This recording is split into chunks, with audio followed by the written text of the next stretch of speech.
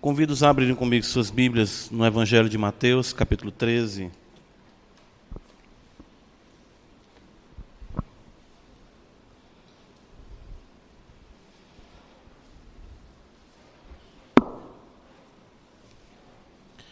Vamos ler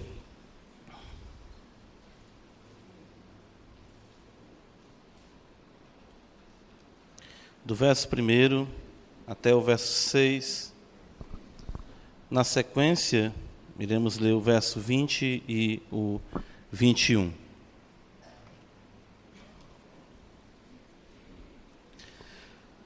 Naquele mesmo dia, saindo Jesus de casa, assentou-se à beira-mar, e grandes multidões se reuniram perto dele, de modo que entrou num barco e se assentou, e toda a multidão estava em pé na praia.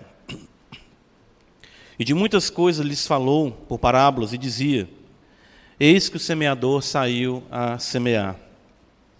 E ao semear uma parte caiu à beira do caminho, e vindo as aves a comeram. Outra parte caiu em solo rochoso, onde a terra era pouca, e logo nasceu, visto não ser profunda a terra. Saindo, porém, o sol a queimou, e porque não tinha raiz, secou-se. Versos 20 e 21. O que foi semeado em solo rochoso, esse é o que ouve a palavra e a recebe logo com alegria, mas não tem raiz em si mesmo, sendo antes de pouca duração, em lhe chegando a angústia ou a perseguição, por causa da palavra, logo se escandaliza. Amém. Vamos orar ao Senhor. Senhor nosso Deus e Pai, diante de Ti nos colocamos mais uma vez para suplicar o Teu imenso favor, de fato para prestarmos a Ti o louvor que Te é devido. Não temos de nós mesmos essa capacidade, mas Tu semeou, Senhor, a eternidade em nosso coração, Tua palavra, e nos constituiu reino e sacerdócio, para que viéssemos te oferecer sacrifícios espirituais, frutos de lábios que confessam o teu nome. Nós queremos, assim, com propriedade, confessar, exaltar, bendizer o teu nome diante dos homens, diante das potestades, diante dos anjos, que Jesus Cristo é o Senhor para a glória de Deus Pai. Desvenda, ó Deus, os nossos olhos para que contemplemos as maravilhas da tua lei. Seja a beleza de Cristo notória a todos os santos aqui reunidos, e possa o poder do Teu Espírito aquecer, enternecer os corações, para que o amor de Cristo de fato possa nos constranger, e nós estarmos dispostos a vivermos para o Senhor, morrermos para o Senhor, a dedicarmos ao Senhor todas as nossas vidas. Que isso seja um fato na particularidade, na individualidade, na relação familiar que cada um tem legitimamente estabelecida por Ti, e nas funções, nas vocações que o Senhor alocou cada um para a glória do Teu nome. Confessamos os nossos pecados diante de Ti. Não somos, ó Deus, o que deveríamos ser muitas vezes, nossa mente, nosso olhar, nossas palavras, nossas atitudes, mas ajuda-nos para que cada vez mais a imagem do Teu Filho seja formada em nós, de modo que venhamos a refleti-lo, venhamos ser de fato luz nesse mundo de trevas, luzeiros, para que os homens vejam tua luz em nós e possam glorificar o Teu nome. Sejam as nossas vidas instrumentos, Senhor, para o alcance daqueles que não Te conhecem. E de fato, ó Deus, que o número dos Teus eleitos possa ser completado. Nossa esperança, a nossa vida consiste exatamente em almejarmos o novo céu e nova terra, onde habita a justiça, e principalmente, nesse contexto de justiça plena, habitar contigo, viver contigo, adorar-te, Senhor, sem nenhuma intervenção, sem nenhuma interrupção, sem nada que possa causar qualquer obstáculo à devoção e à piedade a Ti. Ajuda-nos para que estas realidades sejam bem focadas, possamos assim caminhar e glorificar o Teu nome. Que a Tua igreja aqui reunida possa essa noite receber a provisão de Ti, para mais uma semana que se apresenta, e a mesma possa ser vivida para a glória do Teu louvor. Em nome de Jesus, nos ajuda, magnifica o Teu nome, a Tua palavra, É o que oramos em nome de Jesus Cristo, Senhor. Amém. Ok, irmãos, então, nosso foco essa noite é prosseguirmos com o escrutínio do Santo Evangelho, ou seja, observarmos, à luz da palavra, as nossas vidas, principalmente em nossa relação com o reino de Deus. Não é algo de só menos importância que venhamos ter como bem definida essa nossa relação. De fato, o reino de Deus, a esfera do seu domínio, que já é uma realidade no coração daqueles que Ele salvou, se concretizará, e de fato nós cantamos isso, oramos isso, que o Teu reino venha com poder. E é importante, é imprescindível que cada vez mais nós possamos, à luz da palavra, sondarmos, examinarmos a nós mesmos, para sabermos se estamos de fato no Senhor Jesus Cristo. Como nós já temos assim afirmado, multidões, o Evangelho nos ensina isso, seguiam o Senhor, e vários tipos de pessoas muitas vezes se afirmavam seguidoras do Senhor Jesus Cristo. Então o Senhor sempre teve esse cuidado, a fim de que as adesões não fossem tão rápidas e tão imediatas e principalmente descompromissadas com a essência do Evangelho, que era Ele próprio, Senhor, pregando a si próprio, claro, e depois mediante o comissionamento dos seus santos apóstolos. Hoje, à luz da palavra, nós iremos observar a superficialidade, entenda, isso parece ser um tanto não muito agradável de se falar, mas é isso mesmo. A superficialidade hipócrita dos que aparentemente, pelo menos por algum tempo, abraçam as verdades do reino. Como falei, isso não é algo muito agradável de se considerar, de se ouvir, mas faz-se extremamente necessário e importante, visto que nós estamos tratando do destino eterno de nossas almas. Essa é, de fato, uma questão de vida ou morte eternas, né?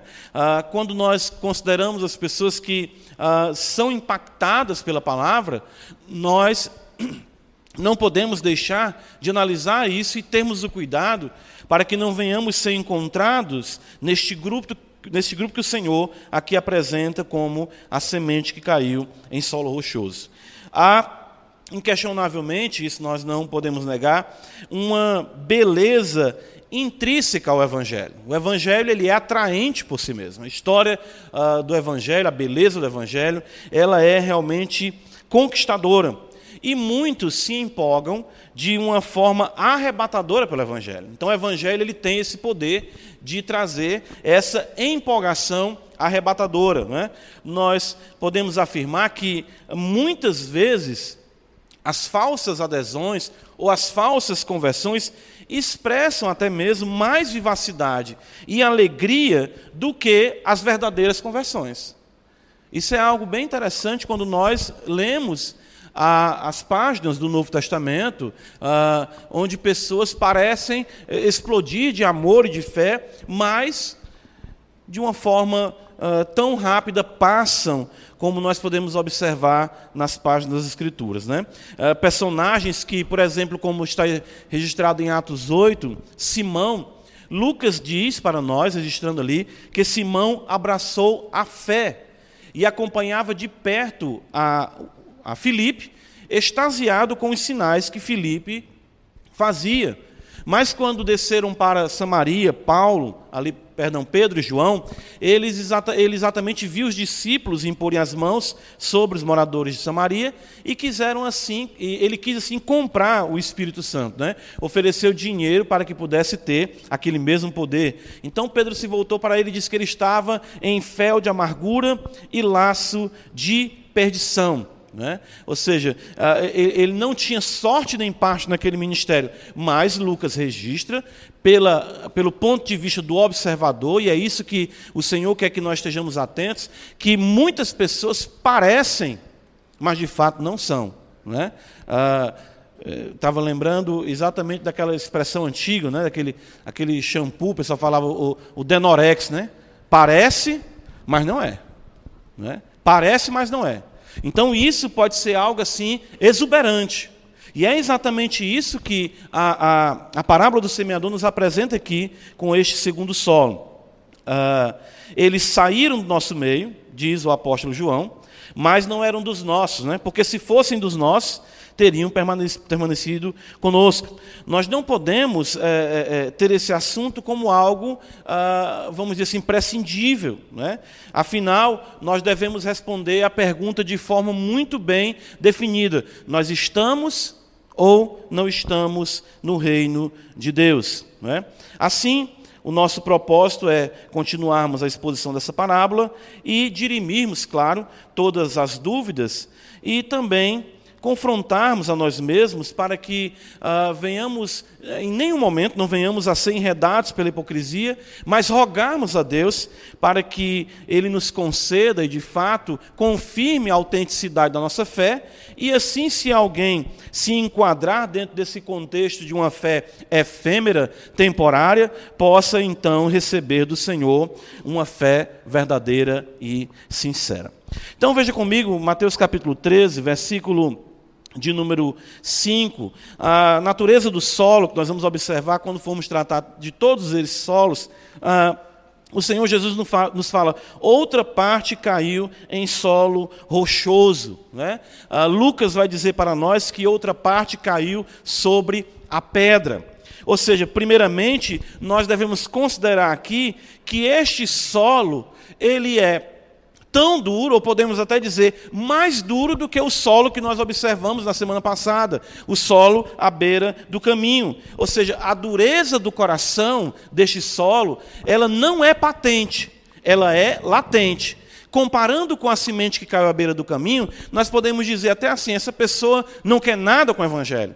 Ela não tem compromisso com o Evangelho, ela ouve a palavra, ela exatamente não tem uma postura de envolvimento e de transformação do Evangelho em sua vida, mas quando nós olhamos para o solo exatamente rochoso, nós não podemos definir de imediato que exatamente aquela pessoa é ou não é cristã, porque a realidade da dureza do seu coração está não na superfície, como pode ser demonstrado pela rejeição da semente, mas esse solo é duro na sua realidade mais latente, ou seja, abaixo da superfície. O Senhor destaca ainda no versículo 5 que a terra era pouca, né? Ele diz, outra parte caiu em solo rochoso, onde a terra era pouca, não tinha profundidade a terra. O texto vai dizer exatamente isso, que por não ser profunda a terra, ainda no versículo 5, a natureza já desse solo, ele vai se apresentar como uma natureza dissimulada. Ou seja, esse coração vai se evidenciar pela fina camada de terra que encobre a dureza do seu coração. Isso é bem interessante, porque o semeador lança semente, aqui no contexto em que Jesus utiliza a parábola, a analogia com aquela prática dos seus dias, e aquela semente, então, ela é absorvida por aquela terra, rapidamente. Isso acontece realmente de forma rápida. Mas por quê? Porque exatamente este coração, que não foi ainda transformado por Deus, ele tem ainda, vamos dizer assim, que aparentemente demonstrando uma relação com a palavra, na sua relação mais profunda, ele é de fato duro, mas ele consegue dissimular, e aí se caracteriza a hipocrisia. Eu creio que o grande problema quando nós falamos aqui de hipocrisia é que nós pensamos de imediato logo nos fariseus e escribas, que tinham uma religiosidade que era repreensível, como o Senhor no capítulo 23 de Mateus destaca com muita intensidade, né? Ai de vós, escribas e fariseus hipócritas. Mas aqui nós observamos, não muitas vezes, alguém que quer se destacar religiosamente, alguém que quer sentar na cadeira de Moisés, mas sim alguém que tem a palavra apenas na superficialidade de seu coração. 2 Timóteo capítulo 3, veja comigo, o apóstolo Paulo aqui exatamente vai contrapor essa realidade com a sua própria vida em Deus, né? Veja só, o que é que acontece aqui? Ele diz a partir de 2 Timóteo capítulo 3, versículo 10, Paulo vai dizer assim para nós, tu, porém, tem seguido de perto o meu ensino, procedimento, propósito, fé, longanimidade, amor, veja só, perseverança. E ele diz, como consequência, as minhas perseguições e os meus sofrimentos, os quais me aconteceram em Antioquia, Icônio e Listra, que variadas perseguições tenho suportado, de todas, entretanto, me livrou o Senhor.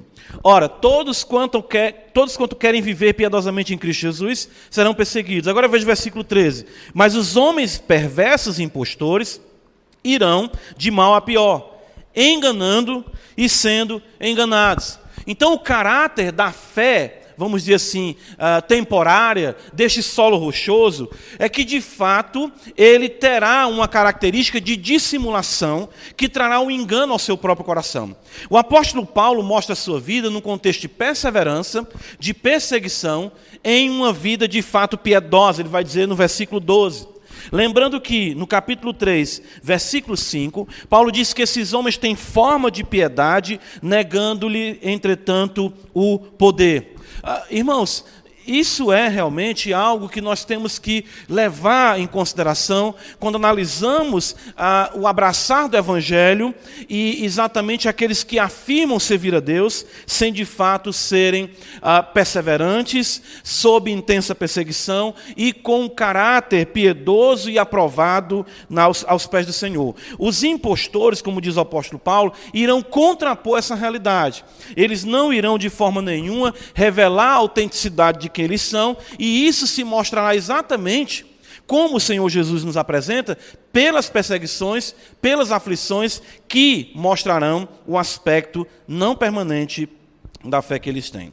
Existe um ponto interessante em Lucas capítulo 8, veja comigo, ainda observando essa natureza do solo, que é destacado apenas pelo evangelista Lucas, no relato da parábola. Versículo 6, Lucas vai dizer assim para nós: outra caiu sobre a pedra, veja, e ele diz, e tendo crescido, secou por falta de umidade.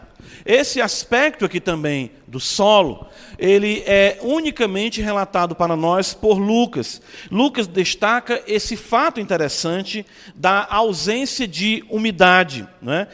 Nós não temos aqui apenas a questão da ausência de umidade externa, porque o fato do sol se manifestar e trazer o calor sobre a semente que cai no solo rochoso é também um fato sobre a semente que cai em boa terra. É também um fato sobre a semente que cai entre os espinhos. O que nós podemos aqui destacar é que esse solo ele não é bom.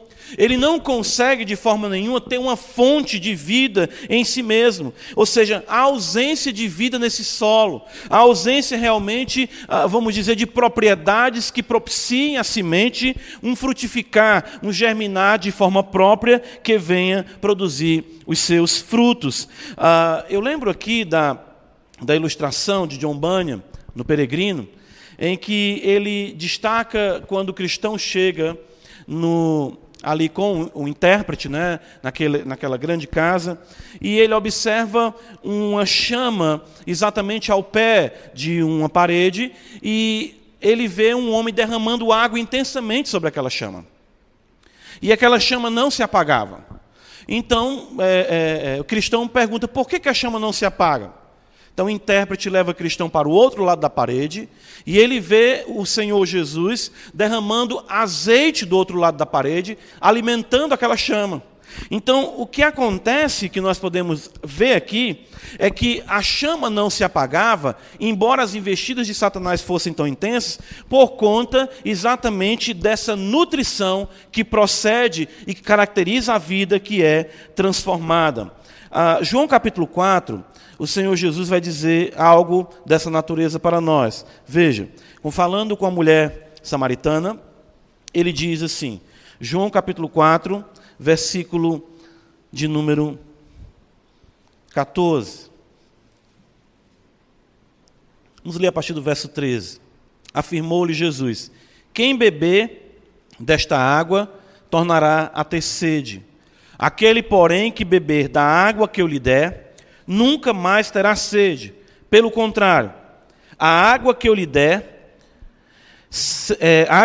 será nele uma fonte, veja, a jorrar para a vida eterna.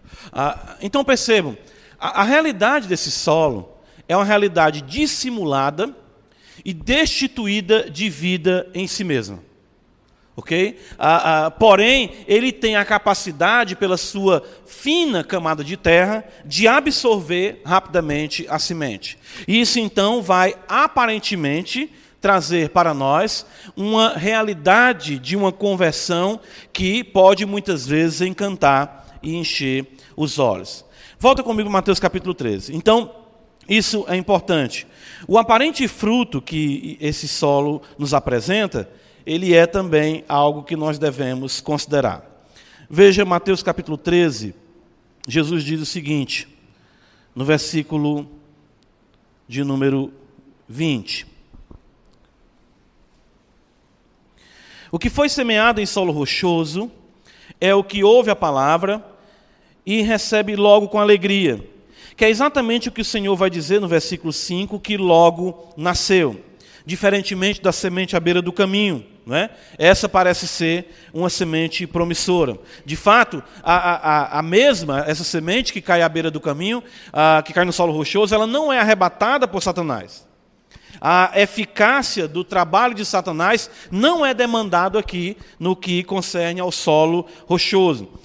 Provavelmente o maligno sabia exatamente do estrago que um coração não regenerado pode fazer. Nós não vemos aqui o Senhor dizer que o maligno está agindo nesse solo rochoso. O solo rochoso por si mesmo, ele tem essa aparente agilidade, mas mostra um empenho não em transformação, mas em vivenciar a sua dissimulação. Ainda no versículo de número 6 do capítulo 13, Jesus fala que esse aparente fruto não tinha raiz, ou como diz a palavra ainda mais, não tem raiz em si mesmo. Isso caracteriza a efemeridade dessa suposta fé. Mateus vai dizer, no versículo de número 21, antes não tem raiz em si mesmo, veja, sendo antes de pouca duração. Creem apenas por algum tempo, diz Lucas. Ou seja, essa tal fé, ela tem um prazo de validade. Ok? O Senhor sabe disso, nós não sabemos disso. Muitas vezes nós não sabemos, ficamos até encantados e receamos em, vamos dizer assim, julgar, às vezes, a vida de alguém com esse critério. Mas o Senhor destaca para nós que essas pessoas crerão apenas por algum tempo. Isso está atrelado ao fato de não terem uma fé radical, ou seja, enraizada na palavra de Deus. Eles são pessoas que têm, ou seja, pouca duração. Isso é muito característico naqueles que se empolgam arrebatadoramente pelo Evangelho.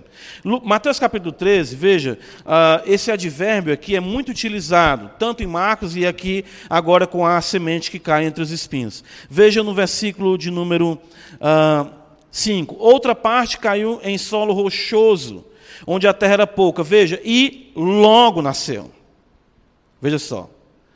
Visto não ser profunda a terra, saindo, porém, o sol a queimou, e porque não tinha raiz, secou. Agora veja novamente o versículo 20. O que foi semeado em solo rochoso, esse é o que ouve a palavra e a recebe logo com alegria.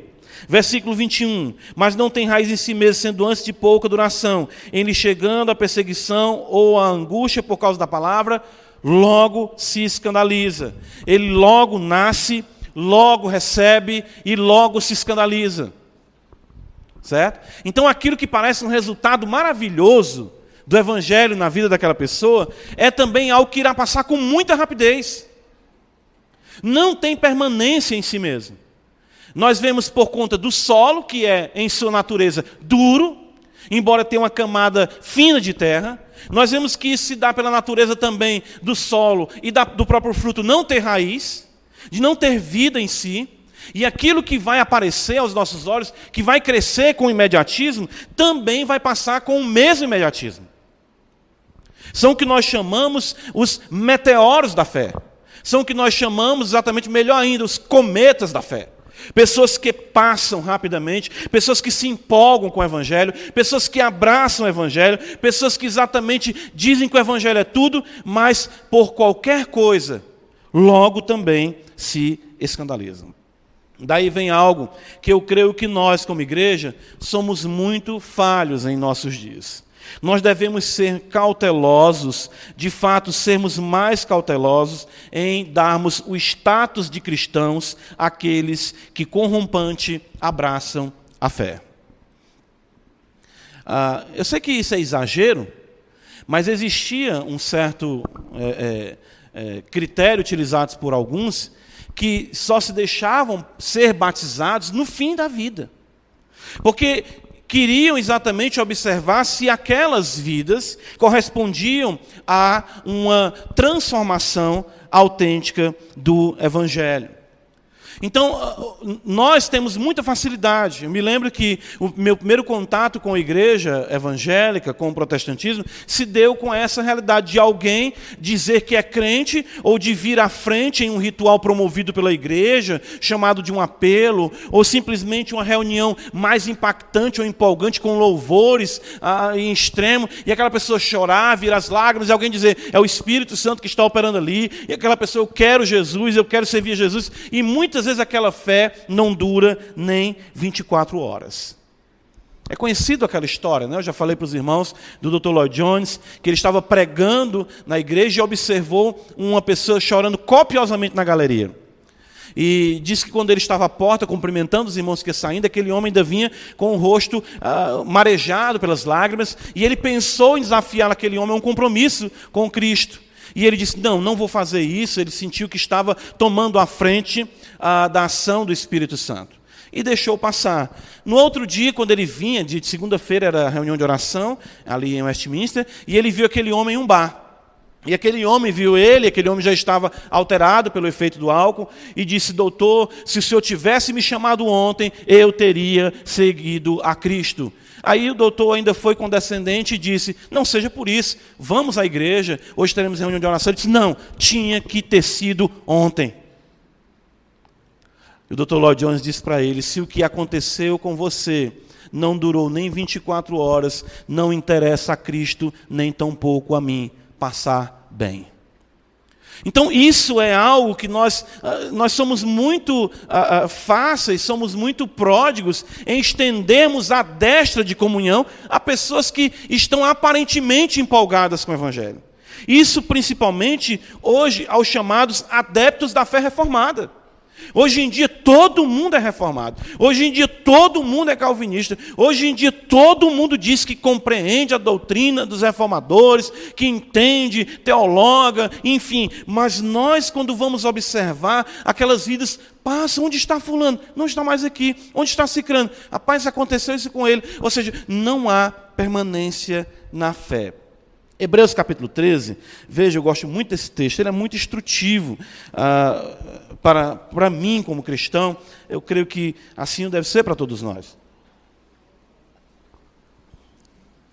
Ele diz aqui, veja só, Hebreus 13, nas instruções mais gerais, ele vai dizer a partir do versículo 7, lembrai-vos dos vossos guias, os quais vos pregaram a palavra de Deus, e considerando atentamente o fim da sua vida, imitai a fé que tiveram.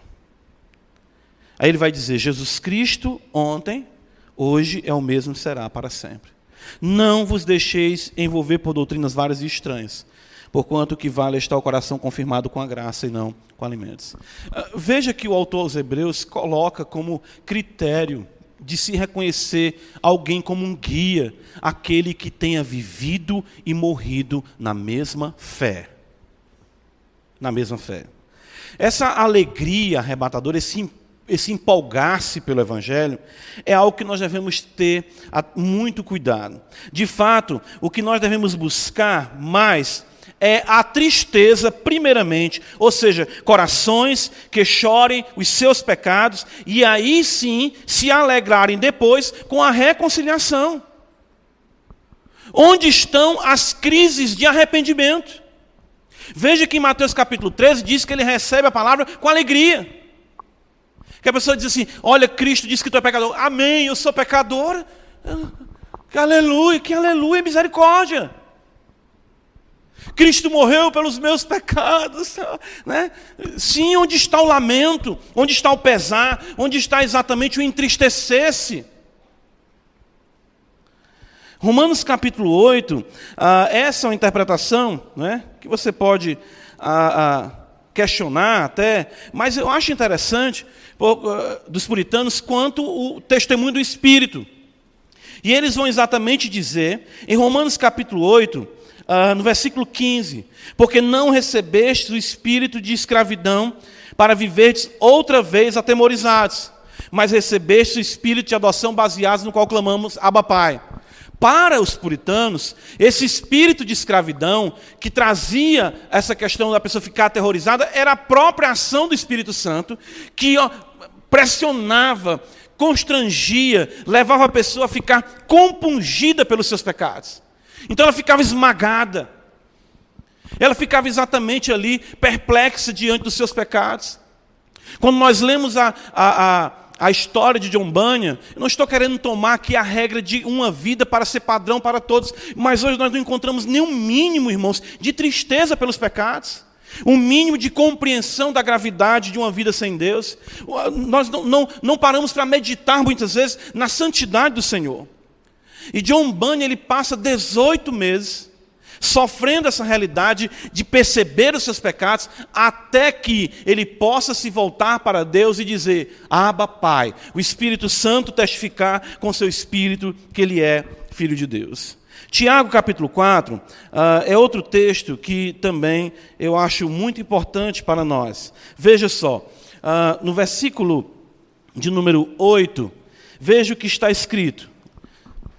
Chegai-vos a Deus, e Ele se chegará a vós outros. Veja, proximidade com Deus é uma ordem. Todo homem deve se chegar a Deus. Todo homem deve servir a Deus. Na sequência, o que é que Tiago coloca? Purificai as mãos, pecadores, e vós que sois de ânimo dobre, limpai o coração. Percebam, Deus, a sequência, purificação. E o que mais? Versículo 9, qual é a sequência? Afligi-vos, lamentai, chorai, converta-se o vosso riso em pranto e a vossa alegria em tristeza. Qual é a sequência de uma aproximação autêntica de Deus? É exatamente Deus como centro de tudo, é exatamente a santificação em nossa vida, a percepção de que somos imundos, então isso vai nos causar tristeza, isso vai nos causar lamento. E aí no versículo 10, humilhai-vos na presença do Senhor e Ele vos exaltará. Percebem que a semente que cai em solo rochoso, ela recebe logo com alegria, né?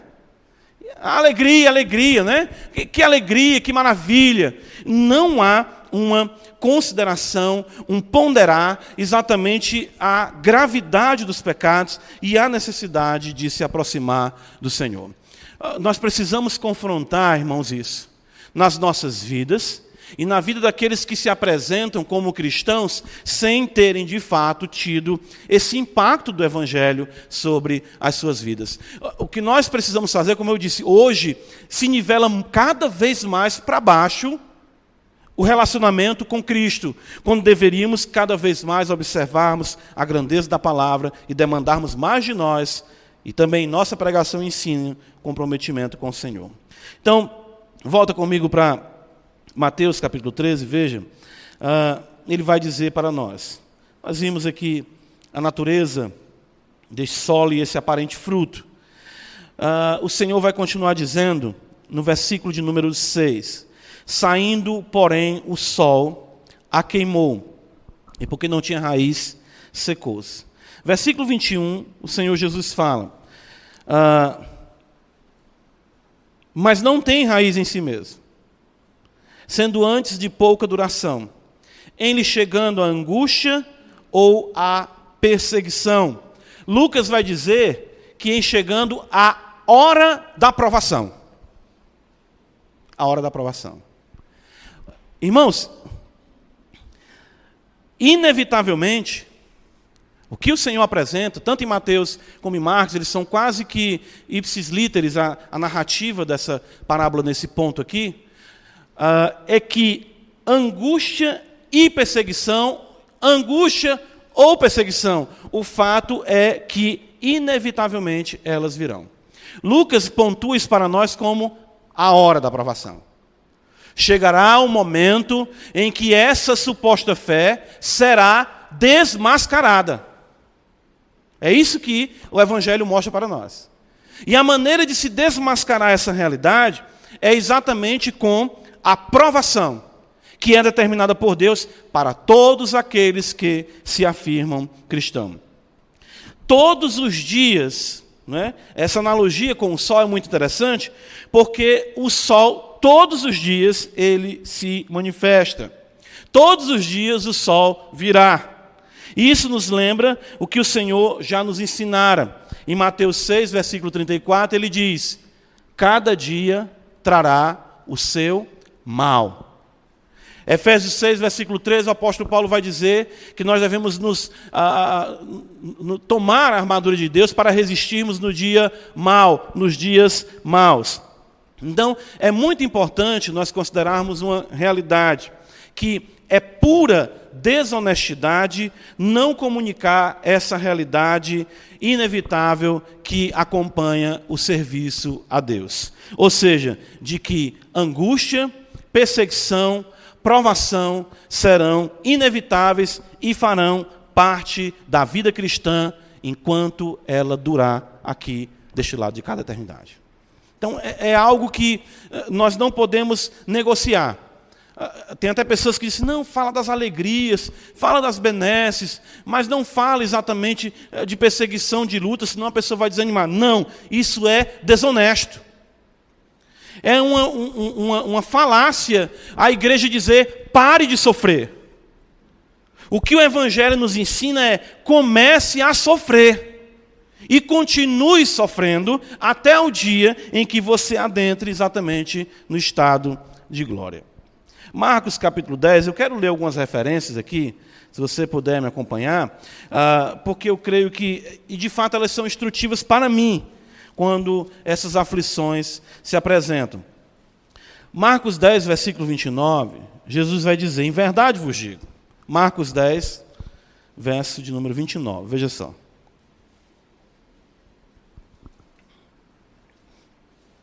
Em verdade vos digo que ninguém aqui tenha deixado casa, ou irmãos, ou irmãs, ou mãe, ou pai, ou filhos, ou campos, por amor de mim, por amor do Evangelho, que não receba já no presente o cêntuplo de casas, irmãos, irmãs, mães, filhos e campos, o que é que está escrito? Com perseguições. Olha o plural.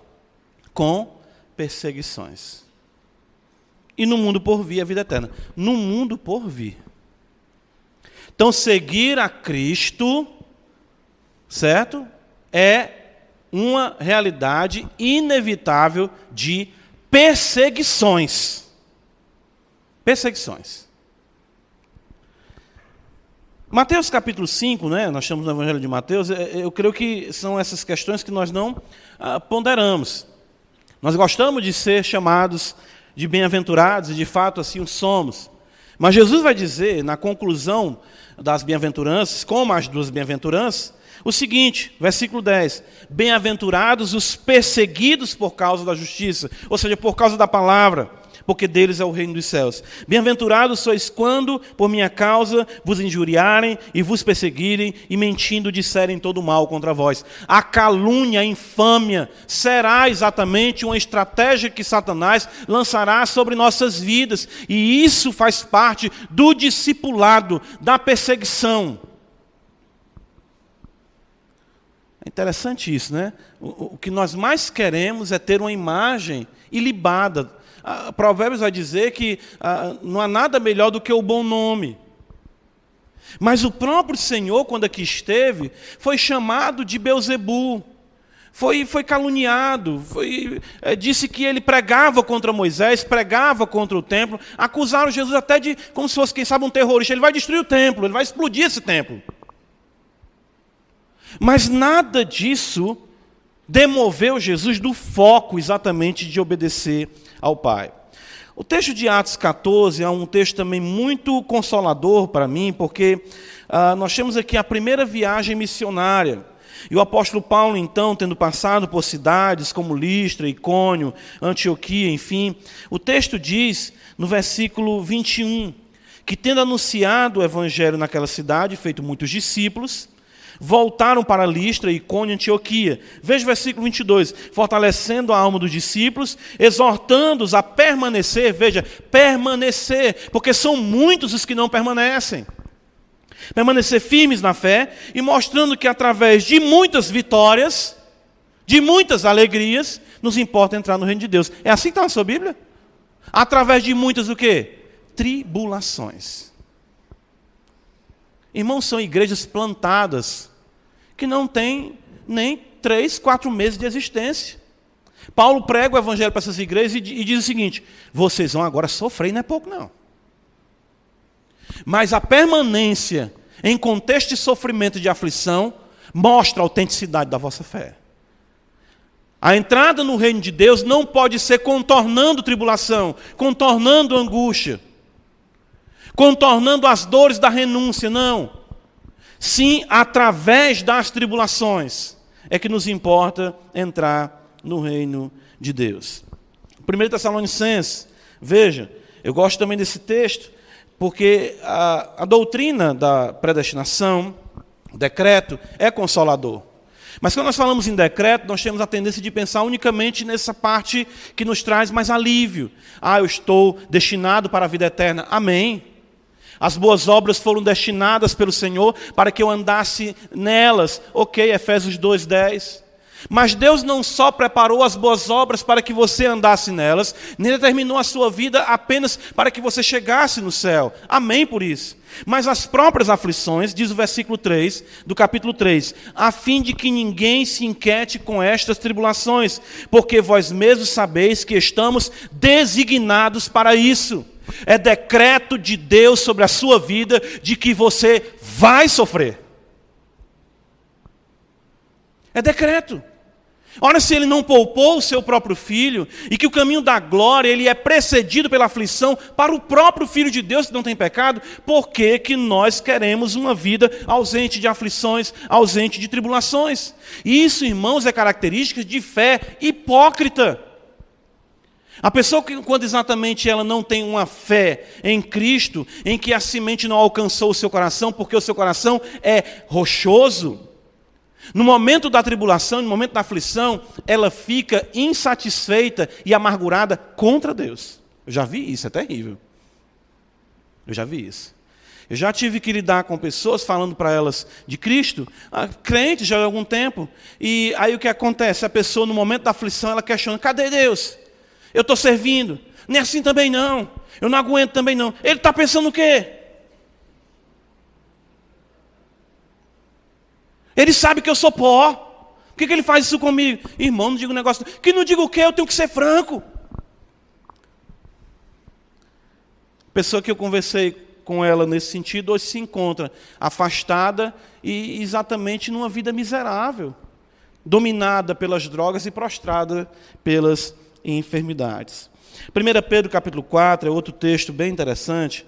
Eu quero fixar bem isso com os irmãos, porque eu creio que nós temos dificuldade com isso. Nós não somos bons alunos, até porque essa cadeira é difícil de se aceitar com muita facilidade. 1 Pedro capítulo 4, versículo 12. Veja, Pedro diz, amados, não estranheis o fogo, uma carta que Pedro fala muito do sofrimento. Não estranheis o fogo ardente que surge no meio de vós, veja só, destinado a provar-vos, como se alguma coisa extraordinária vos estivesse acontecendo. O crente ele não fica em desespero em situações de desespero. Está entendendo? Ou seja, o desespero não desespera o crente. As situações que são marcadas por calamidade não levam ele exatamente a se voltar contra os céus. Ele sabe que há um propósito em tudo isso. Por fim, Apocalipse, dentro desse tema, eu gosto demais quando João fala, no capítulo 1, versículo de número 9. João vai dizer, capítulo 1 de Apocalipse, veja. versículo 9. Eu, João, irmão vosso e companheiro em quê? Pronto, olha aí. E aí, meu irmão, vem cá, meu irmão de sofrimento. A gente não vê isso aí, né? Vem cá, meu irmão, eita, você é meu parceiro de sofrimento, ô glória, né? Hoje em dia todo mundo chapa e tal, mas, ou seja, parceiro de aflição, companheiro na tribulação. João está na ilha de Pátimos por conta do testemunho da palavra. Ele diz ainda no versículo: achei-me na ilha chamada Pátimos por causa da palavra. E isso nos leva exatamente ao que o Senhor diz no capítulo 13 de Mateus, versículo 21. Não tem raiz em si mesmo, sendo antes de pouca duração, em chegando a angústia ou perseguição por causa da palavra. Inevitavelmente, angústias, muitas angústias, tristezas, depressões, melancolias e muitas outras coisas estão atreladas ao fato de que a semente eterna que foi semeada em você vai primeiro lhe matar, para depois lhe dar vida. E morrer todo dia não é fácil. O Evangelho vem acabar com a festa das paixões no seu coração. É isso que o Evangelho faz. Que é isso? Sim. O Evangelho vem desconstruir toda a sua perspectiva de felicidade. Vem desconstruir toda a sua perspectiva de realização. Não tem nada a ver com essa esfera. É muito mais, é medíocre aquilo que você tem como felicidade e como meta de realização na sua vida. O Evangelho vem então desconstruir, derrubar, vem exatamente minar essa realidade. E é difícil para nós soltarmos essas ligaduras. É difícil para nós. Jesus, ele procurou exatamente dizer isso, transmitir isso em muitas vezes nos seus ensinamentos. A palavra vai agir contra tudo isso, e isso vai causar grandes desconfortos, tristeza, solidão, angústias, é o que o texto está dizendo. Perseguição e angústias, e tudo isso vem por causa da palavra. A perseguição que se coloca contra nós, daqueles que exatamente têm aversão à palavra, e a angústia que vai surgir no seu peito, por conta de que a palavra está cada vez mais cortando as fontes que nutrem as paixões que estão ainda em sua alma. Então não é fácil. Você está acostumado com glamour, com aplausos, com a glória desse mundo. Deus exatamente, né? O Evangelho vem transformar, levar você para a solidão, vem lhe abater, vem lhe humilhar, vem trabalhar em você. Uma das maiores dificuldades para os homens é entenderem isso, né?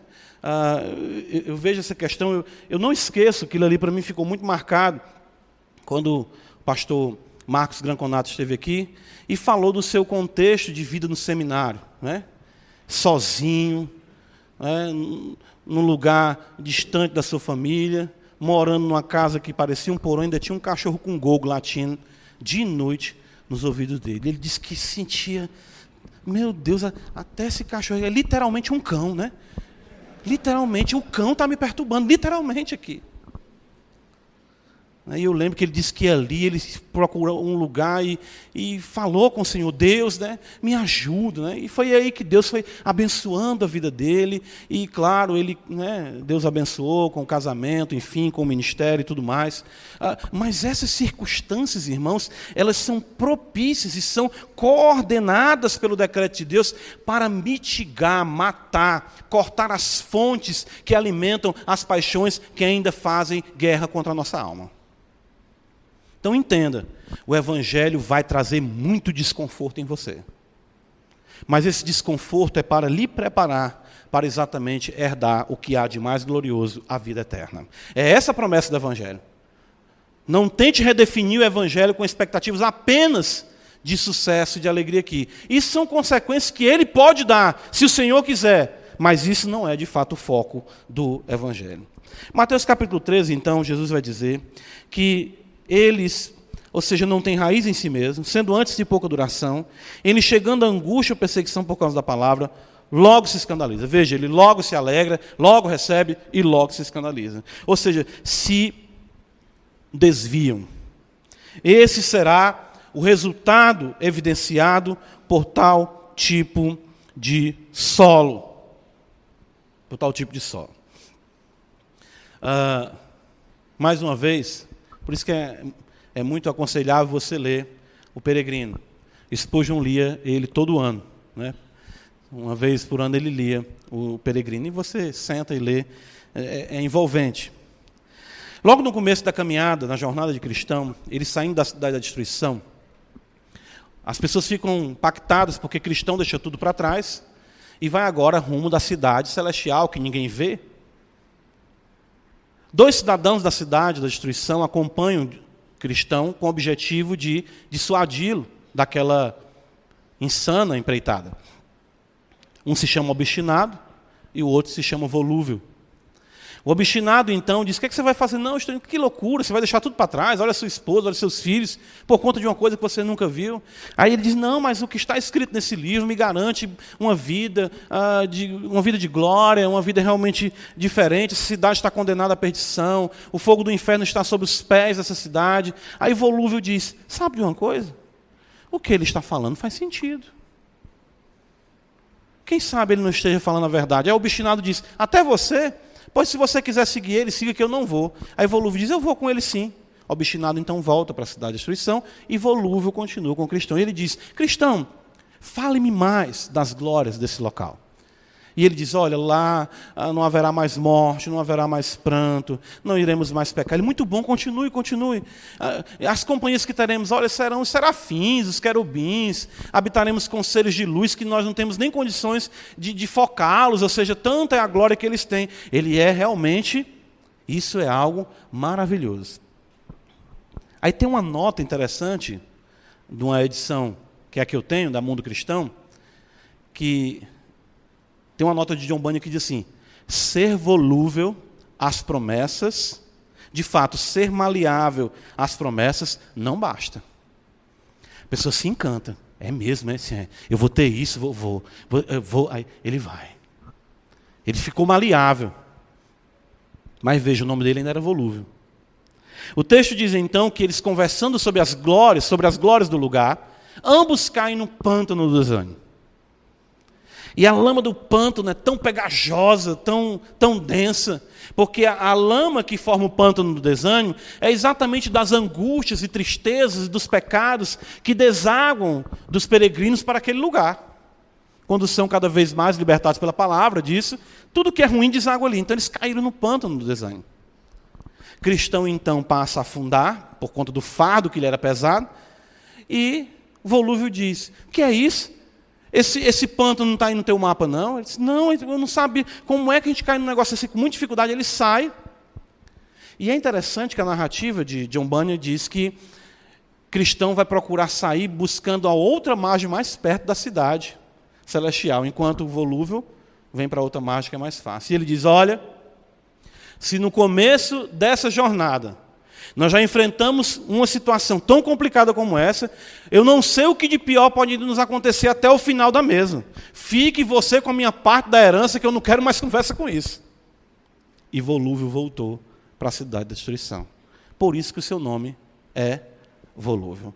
É a semente que cai em solo rochoso. Ele se alegra, se impacta com a realidade daquilo que o Evangelho é, mas na primeira provação, na primeira angústia, na primeira perseguição, abandona a palavra de Deus.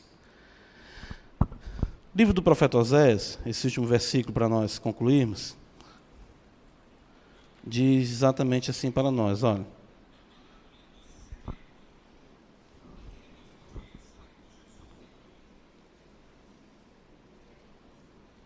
Oséias 6, veja que texto impactante para nós. Versículo 4. O Senhor fala: que te farei, ó Efraim? Que te farei, ó Judá?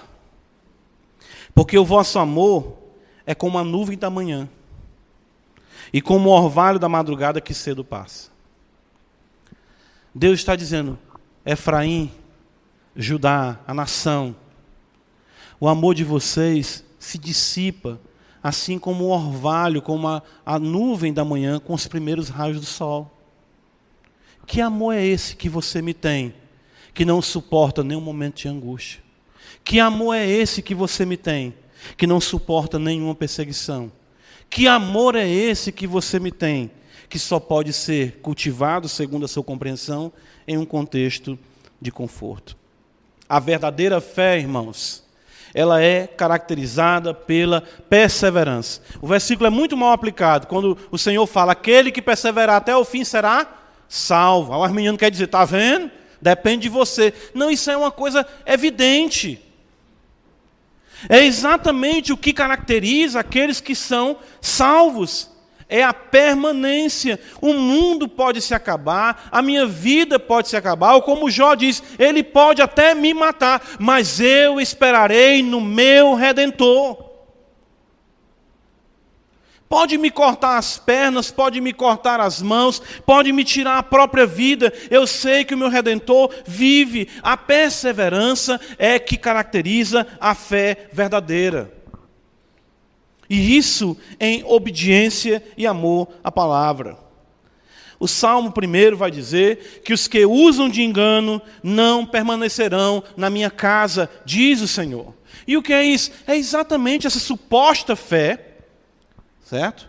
Empolgante, arrebatadora, que se torna até mesmo uma pessoa de destaque na igreja, isso acontece, mas não tem o coração voltado para o Senhor. Estar no reino de Deus é um fato consumado, não pautado por emoções frívolas, mas pelo comprometimento de se viver e morrer por essa verdade, custe o que custar. Então, nós devemos ter isso em consideração e pedir a Deus que não sejamos hipócritas, que não sejamos pessoas que passam com a primeira aflição, mas que tenhamos uma fé autêntica, da palavra que alcança o nosso coração, permanece nele e aconteça o que acontecer, ele continuará servindo ao Senhor. Que Deus em Cristo assim nos abençoe, irmãos. Amém. Nós te damos graças, Senhor, e te suplicamos o teu favor, a fim de que tua palavra, ela tenha uma ação permanente em nossas vidas, não superficial, mas que possamos assim viver para ti. Ó Deus, se alguma vida que adentrou e foi, lamentavelmente, enquadrada nessa realidade, que possa haver arrependimento e tu possa conceder a fé genuína.